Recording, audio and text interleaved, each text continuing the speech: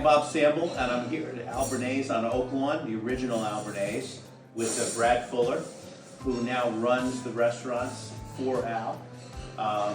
You know, they're right down the street from my restaurant, Bob's Steak and Chop House, and have been here. I think they came about 5 years after I opened.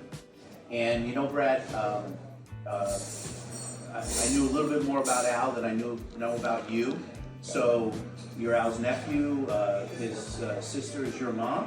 Correct. And tell me, at what point in your life did you say, I want to go work with Uncle Al? Well, it started at a very young age. I was 16, and my mom didn't know what to do with me. I was a little bit of a troublemaker. And she sent me down to Dallas to live with Uncle Al, he was the GM at the Palm at the time. So the Palm, as you know it well, Sure. Downtown Dallas, and just all the action at the Palm, and I fell in love with the business immediately. I had the opportunity to be a busser that summer, and under Al's direction, that team at the Palm, which was a cast of characters at the time, Sure. What my mom did realize is she was sending me into a situation that was probably more precarious than a high school situation. Yeah. But I fell in love with the business at that point and continued to work at the Palm, working my way from busser to server, and while I was in school and while I was in college. And in 1998, my uncle was opening Al Bernays here on Oak Lawn, and I walked in one day during construction at the perfect time, and it was the conversation of who's going to be your right-hand man, who's going to be the manager. And Al didn't have anybody at the time. We were starting 1998 and wanted to be a steakhouse, but still trying to evolve as what the concept actually was going to be here at this location. And I walked in the room, and somebody said, well, what about Brad? They looked at me and said, well, do you want to be in this business? Do you want to learn the management side? And I had already known a little bit because I opened, I closed. I was always there with my uncle at the Palm. And I took the opportunity, and probably for about the next 6 years, it was always like, are you sure you want to do this business? Is this really the path you want in life? Just because it's a lifestyle, as you know, you know well. It's when you're in this business, it's either it's part of you, it's in you, and you really are living it 24/7. It's not a punch in, punch out situation, especially at our level. Fine dining and hospitality is part of us, right? Yeah, you know, it's as I go around and visit all of DFW's iconic restaurants, and I always have that kind of the same feeling every time I walk into them. Now here we are at your restaurant on Oak Lawn, which is open for lunch, and it's the end of lunch, but it still feels good in here. You know, it's just a good restaurant, always feels good, it always has some energy, it always smells good. The young lady at the desk always has a smile. You know, it's just, there's obvious why this restaurant is considered iconic. And it's iconic, a big part because of your Uncle Al, and who has been dealt a bad hand and has ALS, and is going through a really tough time. And it kind of hit me when I heard about it. Al and I were always very cordial to each other and knew each other and had mutual respect. Al's my age, in the same business. You know, on top of the world, things are going great, and gets dealt these bad cards.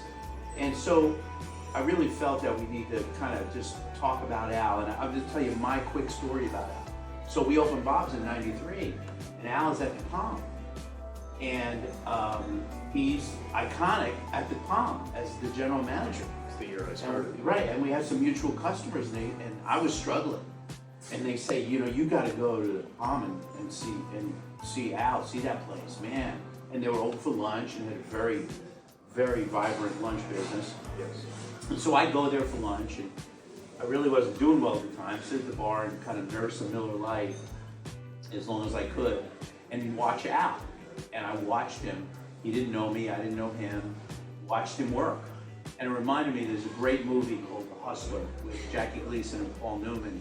And Paul Newman is a pool hustler, and so is Minnesota Fats, played by Jackie Gleason, and Paul Newman is watching him play. And while he's watching him play, he's saying, "Man, look at him go. Look at him walk around that table. Look at him hit that ball. Look at him eye up the next shot." And I felt that way about Al. I was here, and then I went back to Bob's, and I go, "Oh man, that guy is really good. We better be good because we need some of those Palm customers." At that time, it was the Palm, it was Ruth Chris, it was me.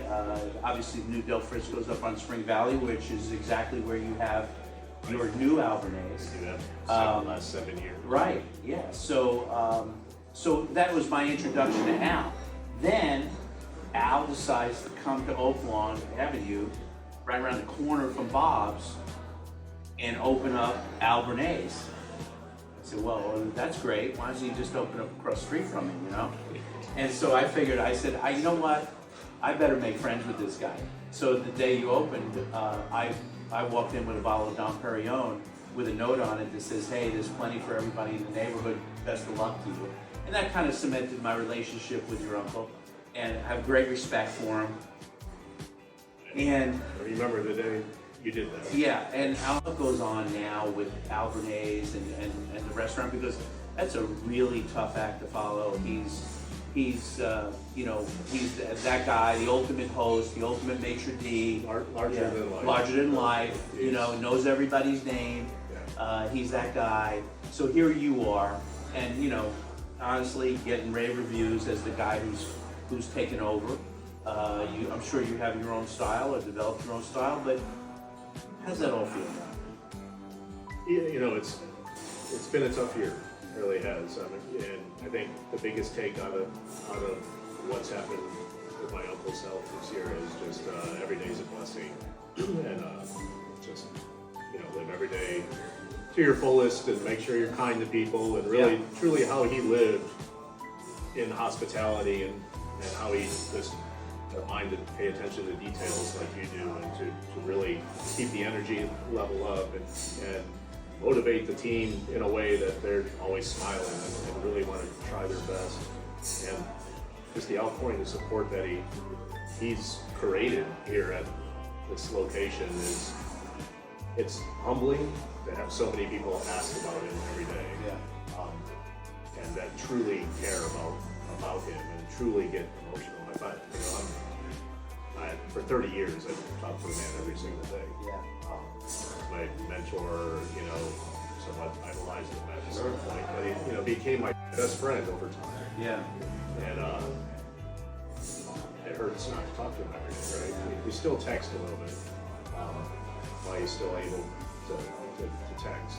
But it's cherish that time with him, but because I consider it a blessing I've learned from him, and what he's taught me, I'm able to continue on and really do it in a manner that he would. Because I've worked side by side with the man, there's probably no one else that really understands, how he wants things run, or what it really means to truly,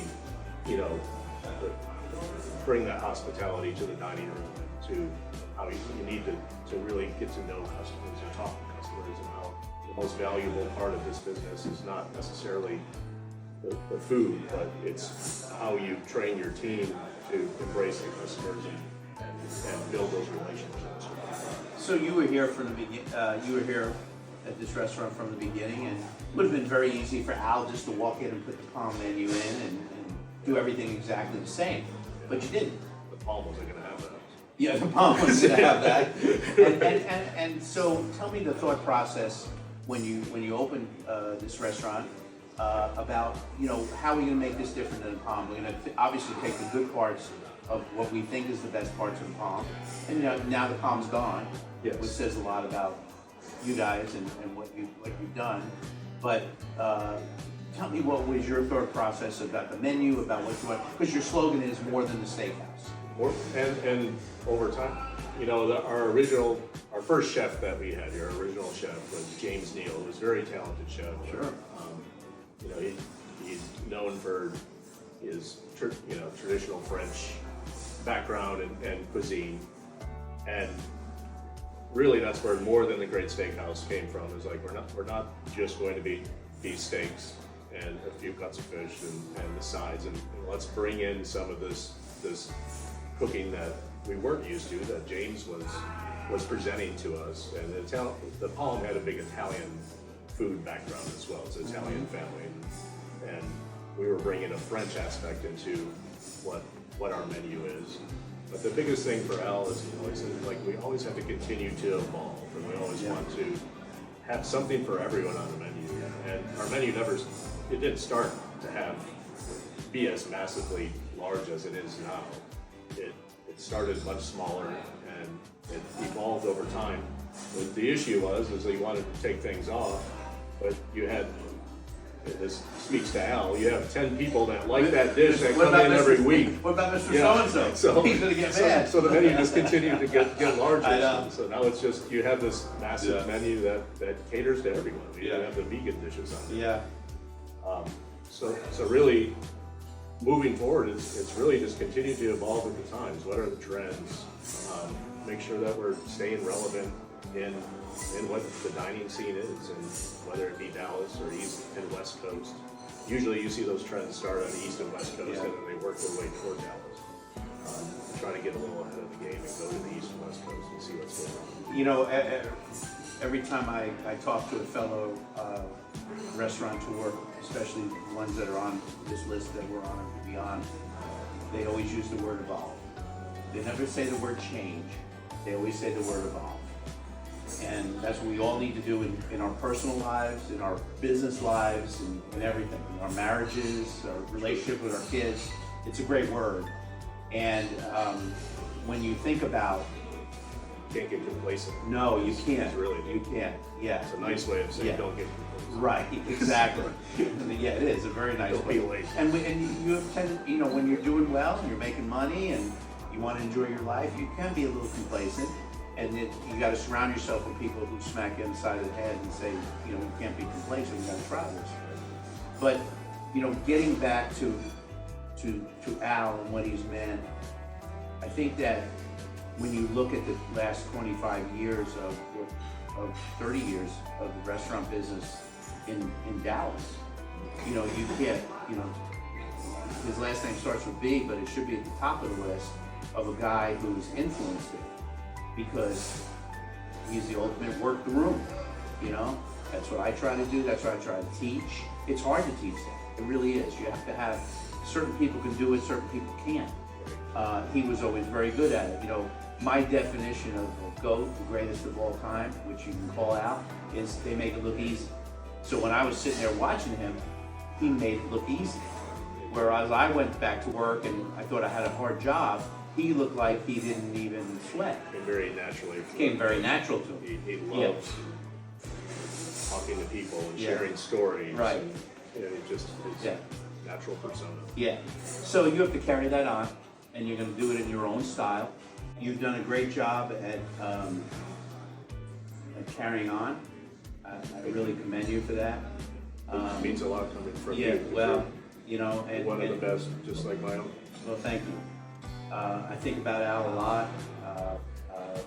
We're the same age, we're in the same business, we do the same, we both get joy from the same thing. You wish it wasn't happened, but talk about someone who's handled it with class, and his posts on social media always mentioning that, and he's mentioned to me in his text that, this is what's going on, but he's lived a great life.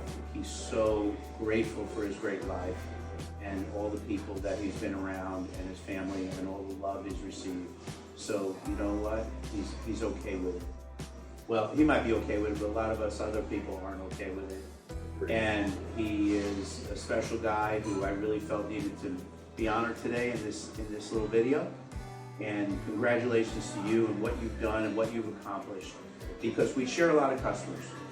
And I will honestly tell you that a lot of them love you and appreciate what you do. And yeah, you're not Al, but you're Brad, and you know what? Brad does a damn good job. So, listen, keep it up. This type of restaurant was management intensive, which is what Al wanted it to be. We never died. This restaurant will live forever, this style of service will live forever, and you're doing a great job. Thank you for doing this today. Thank you. Appreciate you so You much. got it.